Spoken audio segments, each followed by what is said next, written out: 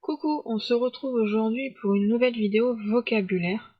Si tu n'as pas vu les précédentes, je te mets la dernière en lien en description ou dans le i en haut de cet écran. Aujourd'hui, on va parler UX, menu et responsive design.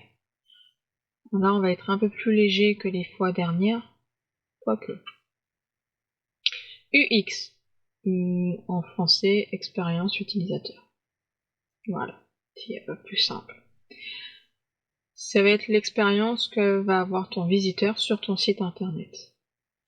Plus concrètement, il va falloir que ton site s'affiche correctement, quels que soient les écrans, qu'il ait une navigation claire, qu'il va trouver les informations rapidement.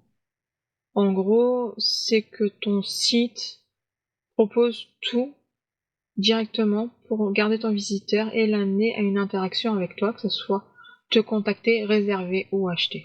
Et le mieux, c'est qu'il ait l'information en moins de 3 clics. D'une, c'est pour éviter d'avoir des crises de nerfs.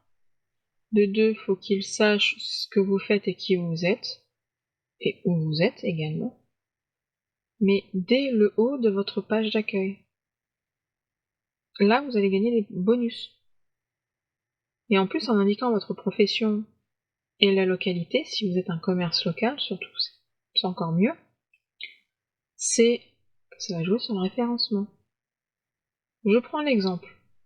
Je suis photographe en région parisienne, j'ai quelqu'un qui vient de Californie, je suis pas loin de Paris, mais j'ai un utilisateur, parce que j'ai la chance d'avoir un nom un peu anglo-saxon, hein, donc c'est pour ça que je dis ça, d'avoir un visiteur qui vient des États-Unis et qui est pas loin de Paris dans le Nevada. Je suis pas sûre que ça existe, mais voilà, je suis nulle en géo, vous le savez maintenant, c'est bon. Je suis nulle en anglais et nulle en géo. Bon, je dis que je suis pas loin de Paris, j'ai un nom qui sonne anglo-saxon, donc il se peut que mon site remonte de son côté. Mais si je lui dis Paris dans l'Essonne, ça va pas lui parler.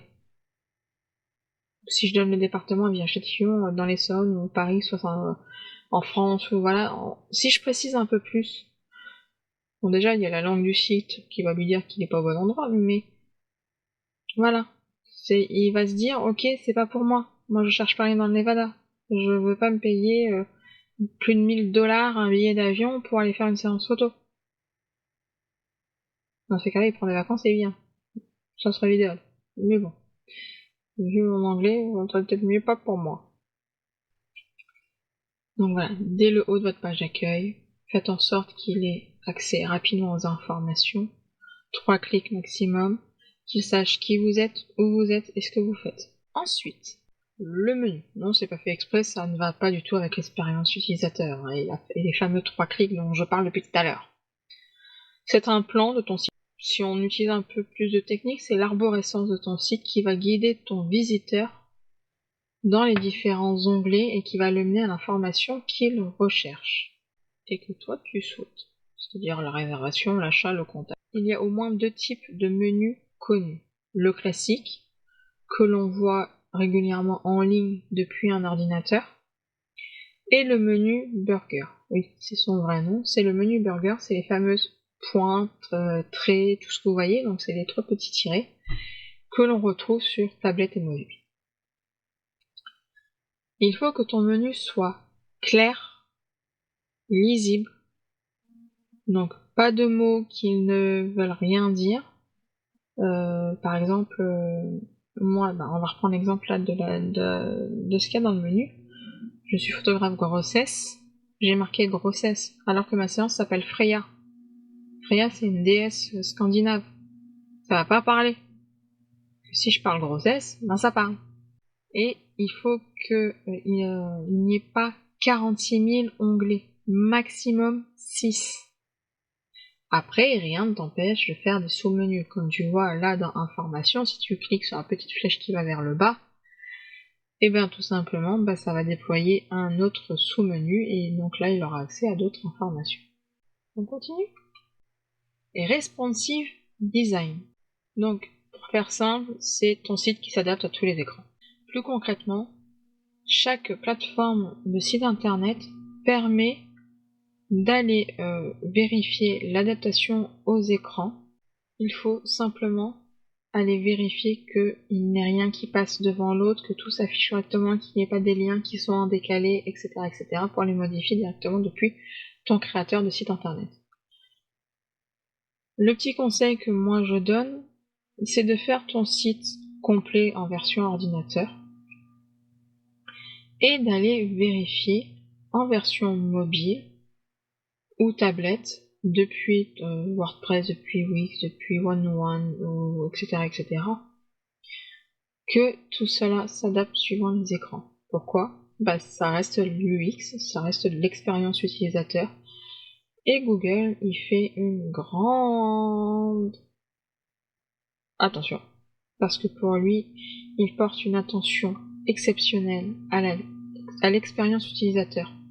Si ton site s'affiche mal sur un écran, pour lui, ton site n'est pas responsive design. S'il y a quelque chose, par exemple, si tu as une image qui passe au-dessus d'un lien et qui coupe ton texte, c'est pas responsive design. Si l'image passe derrière le texte, ça l'est. Et donc lui, il sait faire la différence entre responsive design ou non, et comparer un de tes concurrents qui, lui, a un site qui est chiadé, qui est clair, net, précis, qui s'affiche correctement quel que soit l'écran, il risque de passer devant toi.